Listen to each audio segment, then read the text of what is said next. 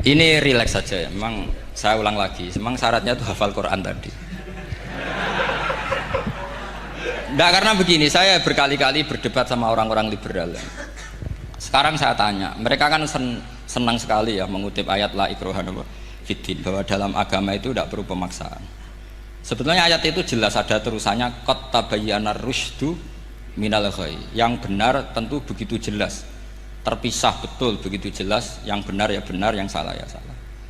Sehingga kita tidak perlu memaksa orang, misalnya 2 ditambah 2 itu 4, terus kamu paksa, kalau nggak mengatakan 4 tak penjara, itu tidak perlu. Kalau orang waras pasti bilang 2 tambah 2 4, 1 tambah 1 2. Kebenaran la ilaha illallah itu seperti itu, kebenaran yang begitu nyata sehingga tidak butuh dipaksa. Jadi sebetulnya la ikraha fiddin itu konteksnya, karena kebenaran benar-benar sudah punya eksistensi yang nyata, untuk diakui itu tidak butuh pemaksaan. Orang seluruh Indonesia kan bilang 1 tambah 1 itu 2, nggak usah diintimidasi nanti ditangkap Pak Gatot gitu.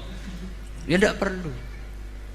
Makanya terusannya ayat lah, repotnya sekarang santri-santri kalau pidato khitobiah di pondok-pondok ya diputus kayak orang liberal, la ikraha fiddin.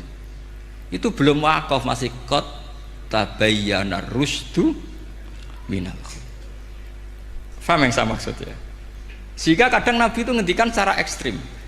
Misalnya mangqala la ilaha illallah dakhalal jannah. Siapa yang meyakini la ilaha illallah nanti pasti masuk surga. Entah kapan pasti masuk surga. Kalau belum ya antri masih, tapi pasti lah.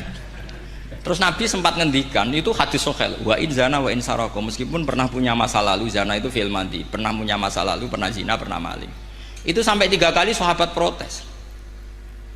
Tapi saya berkali-kali ngomong di ngaji di Jogja, di Bojonegoro, di rumah ngomong, kebenaran yang absolut, kebenaran yang hakiki tidak bisa terganggu oleh perilaku sosial. Bukan masalah seakan-akan hadis ini membolehkan zina, itu tidak mungkin. Inna wa la ya'muru bil fahsya, Allah tidak akan nyuruh hal yang buruk. Tapi saya beri satu logika, satu analogi. Kalau rektor Al-Azhar kamu tanya 1 tambah 1 berapa Pak Rektor, pasti bilang 2. Kamu tanya Amrozi ya bilang 2. Kamu tanya Pak Ahok ya bilang 2. Kamu tanya Anies Baswedan ya bilang 2. Tanya Pak Nusron dia jawab 2. Sama, semuanya jawab 2. Karena kebenaran hakiki pasti absolut. Sekarang misalnya gini, ada ronte dari dulu Doli misalnya, kamu tanya Mbak 1 tambah 1 itu berapa, pasti bilang 2. Jangan kamu mentang-mentang imam masjid, saya tak jawab 3, saya kan imam masjid, masa sama dengan lonte? Tidak bisa, kebenaran absolut itu pasti sama. Mbok rektor Al-Azhar sama siapapun ya jawabnya sama. Paham yang saya maksud? Sebab itu kadang Nabi ngendikan wa in itu la ilaha illallah itu kebenaran absolut, lebih absolut dibanding 1 ditambah 1 2. Sehingga kebenaran absolut la ilaha illallah itu nggak bisa terganggu oleh apapun. Paham ya maksud? Nah itu maksud qad tabayyana rusydu minal ghayy. Kita tanya rival politik, Pak Jokowi kamu tanya 1 apa 1 ya 2, Pak Prabowo ya bilang 2. Bukan karena rival politik. Tadi Pak Jokowi jawab berapa? 2. Ya udahlah 4. Tidak ada seperti itu. Itu disebut qad tabayyana rusydu. Nah kembali ke ide tadi, ide bahwa wukuf boleh di mana saja, terus boleh tidak syawal, itu udah ide. Sebenarnya sampean mikir saja itu sudah kriminal. Berarti sampean ngapalkan pikiran salah ya. Karena kalau kita diskusikan itu lucu sekali, karena ya itu sudah begini loh kaidah khilaf itu, saya kasih tahu. Walaysa kullu khilafin jaa mu'tabara illa khilafal ladzi hadzum minan nadhari. Tidak semua khilaf itu dianggap satu khilaf, satu perbedaan pendapat kalau kualitasnya nggak sama-sama mutu. Kalau yang satu nggak mutu itu nggak dianggap khilaf, nggak level. Itu tadi misalnya Imam Ghazali ngendikan begini, qala al-Ghazali gini-gini, pasti saingannya ya qala Nawawi atau qala Al-Qurtubi atau qala siapalah.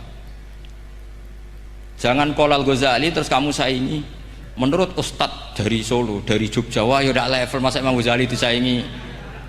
Itu ya, aturannya seperti itu. Ini jelas Rasulullah sendiri yang ngendikan al-hajju arafah, bahwa syarat sahnya haji adalah wukuf, dan Nabi menyebut arafah. Tentu kita tidak pernah memperbandingkan apa yang disabdakan Nabi dengan yang jadi pikiran mereka itu. Kalau mereka alasannya Karena orang bergumul di situ, di Mina, di Arafah. Gara-gara waktunya sama, titiknya sama, terus terjadi kematian gini. Apa yang nggak wukuf di Arafah itu hidup semua. Itu kan kayak dalilnya orang rokok mari cepat mati. Oh, sing rokok ya mati. Orang-orang jil juga mati. Orang-orang liberal yang pikirannya katanya ingin menyelamatkan kehidupan juga pada akhirnya mereka mati. Mendingan mati di Arafah, keren di tanah suci. Bodoh usah begitu. Sebenarnya begini loh, mereka itu menjadi salah karena nggak mau ngaji fikih secara serius. Saya itu menyesal sekali ya, kenapa sih orang wukuf itu kok dongani suwira barbar itu memang sakiliane. Boy dongo aku yakin pangeran apian sedilu itu tetap dituruti gitu aja, gak usah lama-lama. Ya kata hikam kan gitu. Ngelingno pangeran udah suwi-suwi, sing perlu dielingno sing iso lali. Pangeran iso lali kok amen mbok elingno wae kan gitu cara madzhab hikam. Makanya kata madzhab hikam kan gitu. Wa inna ma yunabbahu man yajuzu alaihil ikhfal. Yang boleh diingatkan yang mungkin lupa. Tapi kalau masih ingat ya sudah tidak usah diingatkan lagi.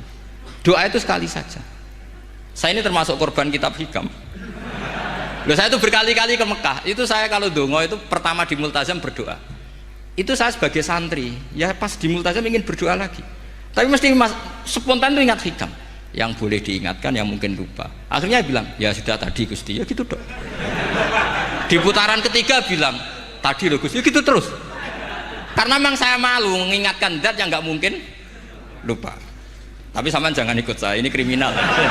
Ini termasuk sisi-sisi kriminal ilmu saya.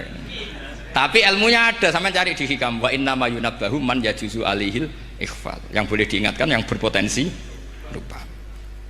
Mungkin Anda punya dalih, wah aku dongo mau nunjukno butuh Gus, tapi ra kemen disembadani. Ya alhamdulillah nek ngono. Tapi tak pikir makom sampean tidak seperti itu, tetap kepengen disembadani. Lalu pertanyaannya kemudian, kalau kita ngikuti fikih sebetulnya nggak perlu menumpuk di Arafah. Sama cari di takrib, di mu'in, di semua bab fikih. Wukuf di Arafah itu sah dan tidak perlu muksun. Walau mutaroddidan, meskipun hanya jalan-jalan. Bahkan di Fathul Mu'in diberi walau lagi, walau fitolabi abidin. Moro Arafah mbek golek dhuwit ceblok atau golek apa, no ya wis sah. Lho andai kan semua melakukan itu mau ngesif muter saja kan selesai kan. Mari terus dodongkrok di situ lama-lama. Iya enggak? Zaman Fathul Mu'in dihentikan walau mutaroddidan, lewat tok itu sudah sah. Bahkan walau fitolabi abikan, meskipun tidak punya niat wukuf, pokoknya ke situ ya sudah nyari-nyari apa gitu. Sing mari menumpuk gara-gara semua itu ingin ideal. Wah mumpung di Arafah, ngentekno Tegal, ngentekno sawah, wah sudah. Makanya kalau haji itu sama orang yang ngedol Tegal mesti seru, wah itu nangis. Haji be orang alim atau orang KBIH gak iso nangis karena malah badi kan, dia kan nggak pati iso nangis mesti itu. Nah ini kan, nah ini penting saya utarakan. Jadi andekan orang itu ya haji kayak orang-orang alim. Setahu saya orang-orang alim kalau haji ya biasa saja, sekadarnya. Karena ya dia tahu ini masalah karena nanti ganggu yang lain, sekadarnya. Karena kita ini berlebihan, akhirnya menumpuk di situ. Padahal fikih zaman dulu sudah mengatakan walau mutaroddidan fitolabi abikin, jelas itu takbirnya. Masih ingat atau jangan takbir itu? Harus ingat kalau